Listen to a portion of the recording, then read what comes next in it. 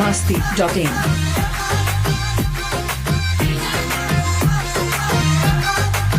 मेरे रोते हुए मेरे रोते हुए मेरे रोते हुए जख्म कवाली सी लगती है। मेरे रोते हुए जख्म कवाली सी लगती है। हम अगर दे दुआ भी तो उन्हें गाली सी लगती है। हम अगर दे दुआ भी तो उन्हें गाली सी लगती है।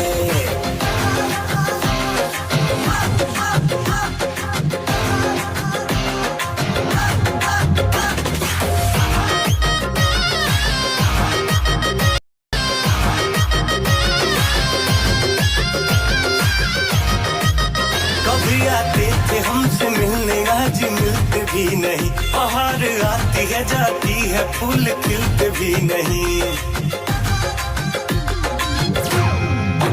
कभी आते थे हमसे मिलने, आज मिलते भी नहीं। बाहर आती है जाती है, फूल खिलते भी नहीं। कभी आते थे हमसे मिलने, आज मिलते भी नहीं। बाहर आती है जाती है, फूल खिलते भी नहीं। जिंदा तो हूँ मगर ये जिंदा तो हूँ मगर ये जिंदा तो हूँ मगर ये जहाँ भी है खाली सी लगती है। जिंदा तो हूँ मगर ये जहाँ भी है खाली सी लगती है। हम अगर दे दुआ भी तो उन्हें गाली सी लगती है। हम अगर दे दुआ भी तो उन्हें गाली सी लगती है।